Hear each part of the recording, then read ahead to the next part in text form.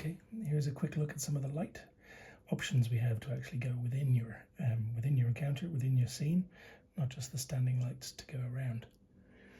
Let's see how this goes. Here, hello, we have some Dwarven Forge tiles, just showing the size there. We have some printable scenery tiles, all kind of nicely matching up, roughly. And in the middle, I believe this is a Warlock piece. And there are some different tops to go on here with different patterns. Ooh, there you go. Just some rough stuff to check out.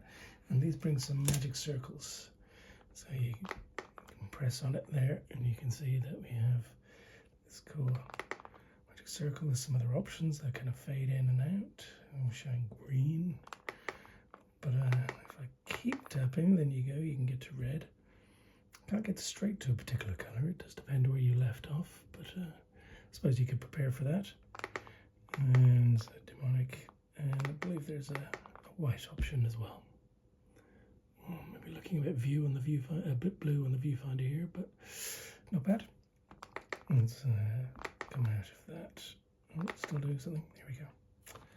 So if I move those out of the way, that's a handy tile with some LEDs on it. To the side. We have another tile here that also fits in a 20 by 20 foot section in the middle.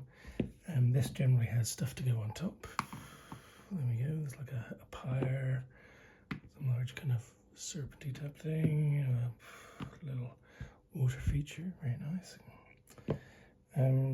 Let's show inside just here is a little light. Let's put the water feature on top of that. There you go, so you can show that. Oh, pardon me. Show that off, inert. But then something happens, you can come in and turn that on. Nice little glowing water feature.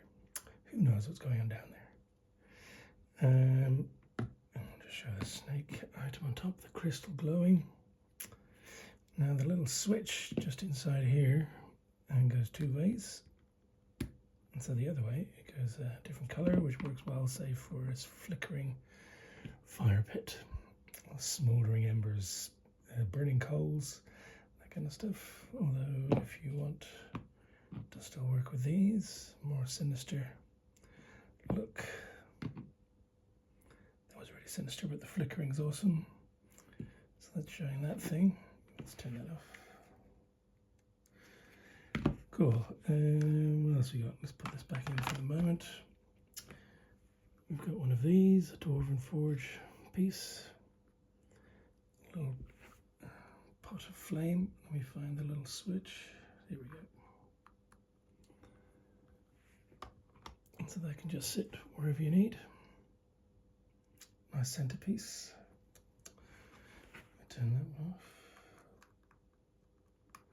Let me just show on here that this is a little light fitting in there that goes into the bottom. And a switch on the side. Nice. Cool. If I move some of these pieces out, actually, no, let's leave that in. There are a number of wall pieces with Dwarven Forge. Is this going to be visible in there? Yeah, let's move this out of the way. Number of wall, oh, they're not quite sitting in. Let's move this forward. How's that? Nice. Okay, you can add different kinds of torches. These are more, I think, serpent-like. Those are more of a standard wall torch. There's some more kind of brazier types and some more infernal types, but effectively the same kind of thing that I'll show you now is on the back. A little switch. And it adds a little flickering flame to your dungeon, which is flipping amazing. And let me do the same with these. Where's the switch? In the middle there. Ooh, look at that. Hopefully that wonderful kind of green is showing them well. That doesn't flicker. They're more steady evil. That's looking pretty cool. Some more options. There's a number of those with the Golden Forge, which is awesome. Part of the Costa collection. Shout out Rodrigo. Still in love with those pieces. Alright, another type of piece. Let's bring in. Here we have the front of a mine. Printed by Snow. Amazing print. With those came a little. Oh, of course, I dropped something on the floor. A little mined crystal. Nice in a little cart. If I add one of these little things, which I believe is called a bubble light, take out the little tab, we get this tiny little glowing LED. They can be put around the place. I've bought a number of these now, so we can just put them anywhere. But Snow has printed out some particular pieces that work well together. They've got the gap inside. Look at that. At some stage you can say that the magic ore activates. Amazing. And then there's another little crate with a thing on top. Let's take this out, pop it in there. Now you've got a crate of ore. So we've got a number of these lights, including the one that I dropped on the floor. Brief look. Yes, there. Well, so I think we've got some red and green, some blue, some yellow, and some white versions of these. These don't change. You need a separate one to get a different colour from it. So let's put in that in there. This is more of a white light. They really do glow quite brightly. Beautiful.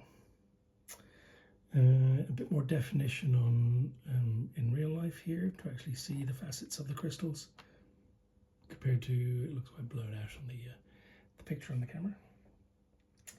What else to show? Oh, whilst these could be just put inside buildings to kind of show different lights coming out of the buildings, which are smaller and more convenient than dealing with the bigger lights. A slightly more morbid thing here is someone to be burnt at the stake, I guess. Let's go with the yellowy one for this. Let's see if I can go inside there. Let's move that back. There we go. So yeah, different features that they can fit in, and they are lovely and small. Look at that. And you can put the paper tab back in to turn that off. That's as basic as it gets. Let's do that with the other one. Any other lights to show for the moment? I think that might be it for the moment. In terms of the in-terrain lighting, those are some cool options. So what do we have? We had this thing, the thing can go on top, including a water feature, including the burning coals. We had lots of wall options, front door and forge, corner walls, alcoves, straight walls, kind of features that you can put something in the middle to show it off, or have a big pad in the middle, and the bubble lights. Cool. Oh, I've also got some of these little things, which are supposedly kind of a little waterproof LED thing where you can actually, one of those lights can give off a number of different RGB colors, which you can change with a remote. Cool. All right. Thanks for that. Cheers.